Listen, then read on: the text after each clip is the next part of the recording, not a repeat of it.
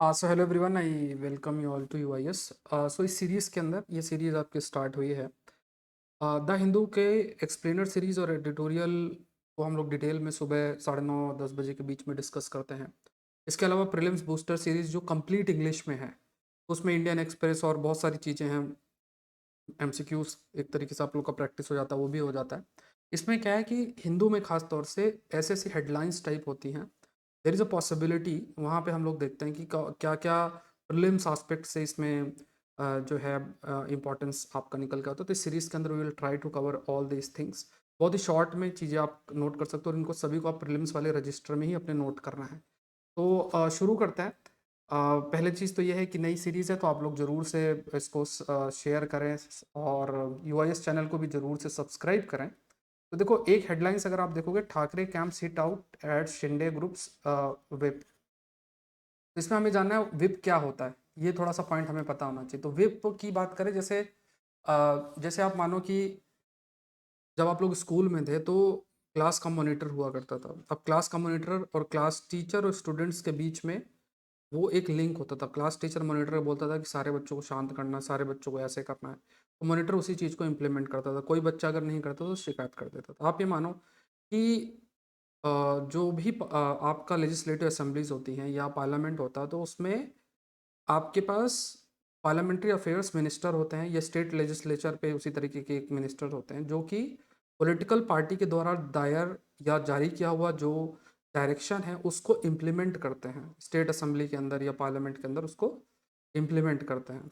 तो जब वो उनको इम्प्लीमेंट करते हैं, अगर देखा जाए, तो जब वो उनको इम्प्लीमेंट करते हैं तो कुछ डायरेक्शन जारी करते हैं। उस डायरेक्शन को विप कहा जाता है। अगर उसको, जैसे मान लो कोई बिल आया तो उसमें उन्होंने विप जारी किया कि सबको नो करना है और उन्होंने यस कर दिया, तो उनके खिलाफ क्या होगा, एंटी डिफेक्शन लॉ लागू हो जाएगा। तो विप बेसिकली 10th शेड्यूल के अंदर जो एंटी डिफेक्शन लॉ है, जिसके तहत जैसे मान लो कोई एक पॉलिटिकल पार्टी से इलेक्ट होकर आता है और इलेक्ट होने के बाद दूसरे में जाने का प्रयास करेगा, तो अलाउड नहीं है, उस पर एंटी डिफेक्शन लॉ लग जाएगा।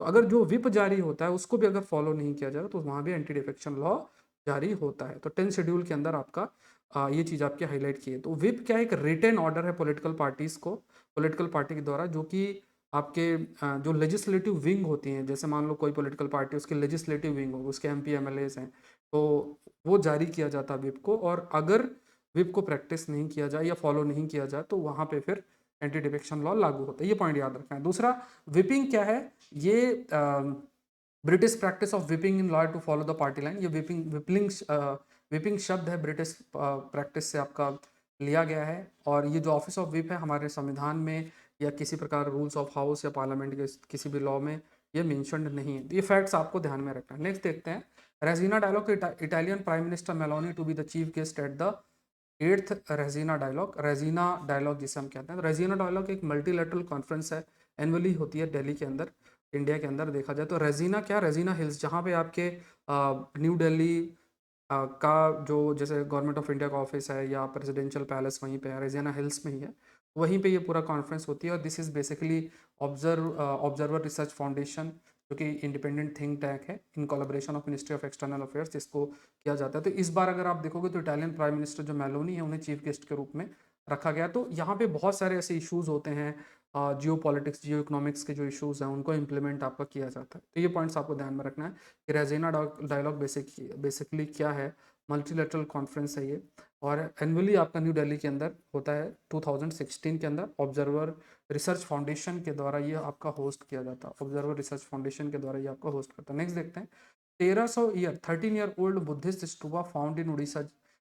जजपुर है, जयपुर नहीं है, ठीक है, जजपुर करके एक जगह है, वहाँ पे। तो स्तूपा की बात करते हैं, तो यहाँ पे आप ये देखो कि लगभग 4.5 मीटर टॉल ये स्तूपा है, 7 से 8 सेंचुरी का है, 8 सेंचुरी का पुराना। अब देखो यहाँ पे क्या है कि ये एक तो स्तूपा है, यहाँ पे लोकल पीपल और जो बुद्धिस्ट स्कॉलर, इनका कहना है कि यहाँ पे एक पत्थर है जिसकी माइनिंग हो रही है, जिसका नाम है खंडलाइट स्टोन। ये जो स्टोन है इसकी माइनिंग होगी।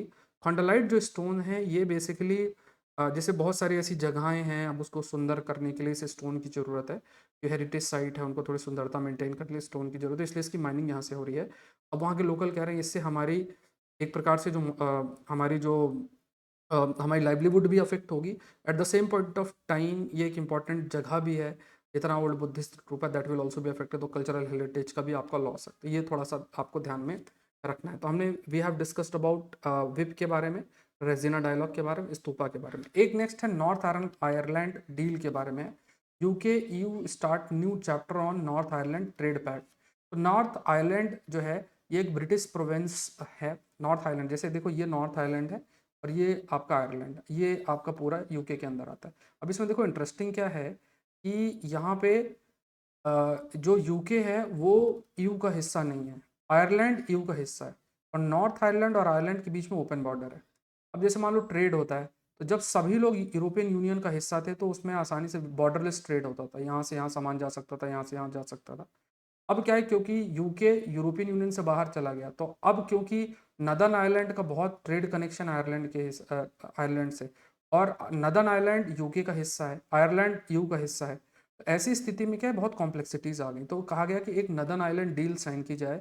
अब इसमें जो यूके के अभी प्रेजेंट प्राइम मिनिस्टर हैं वो भी इस पर डिस्कशन कर रहे हैं, क्योंकि अगर वो नहीं करेंगे तो ऑलरेडी बहुत समय से ये पूरा ट्रेड आपकी एक्टिविटी चल रही है, क्योंकि नदर्न आयरलैंड यू का हिस्सा है नहीं, आयरलैंड यू का हिस्सा है। तो ऐसी स्थिति के अंदर एक अरेंजमेंट लेकर आना पड़ेगा लीगल वे में कि क्या टैक्स लगेगा, कस्टम क्या लगेगा, इस टाइप से इंपोर्ट एक्सपोर्ट किस तरीके से किया जाएगा। तो इसके लिए आपका नदर्न आयरलैंड डील की बात आपकी की जा रही है। ठीक है, अनअकैडमी में आप मुझसे जुड़ सकते हैं। आज लास्ट डे है, तो कोड यूज करना है, दैट इज SPLIV। तो आपको क्या करना है, अनअकैडमी की वेबसाइट पे जाओ, UPSC CSC सेलेक्ट करो, कोड डाल दो SPLIV, और आपको प्लस का सब्सक्रिप्शन लेना है। अभी देखो बहुत अच्छा ऑफर है, 30% ऑफ और 6 मंथ का एक्सटेंशन है। तो आज लास्ट डे है। तो ये जो अमाउंट आप देख रहे हो इसमें आपका ऑप्शनल भी इंक्लूडेड है, जनरल स्टडीज़ के सारे subject, history, geography, polity, economy, जितने सब्जेक्ट है सब इंक्लूडेड है। मेरे द्वारा साइंस टेक का कोर्स इंक्लूडेड है, और प्रीलिम्स स्पेसिफिक जो कोर्सेस है वो भी आपके इंक्लूडेड। बहुत अच्छी अपॉर्चुनिटी, आप इसका हिस्सा जरूर से बने। कोड जो आपको यूज़ करना है दैट इज SPLIV। तो आई होप ये सेशन आपके लिए हेल्पफुल रहा होगा इन न्यूज़ सीरीज़ के अंदर, एंड जो भी चीज़ें हैं उसको हम लोग डिस्कस कर रहे हैं। So thank you everyone, thank you.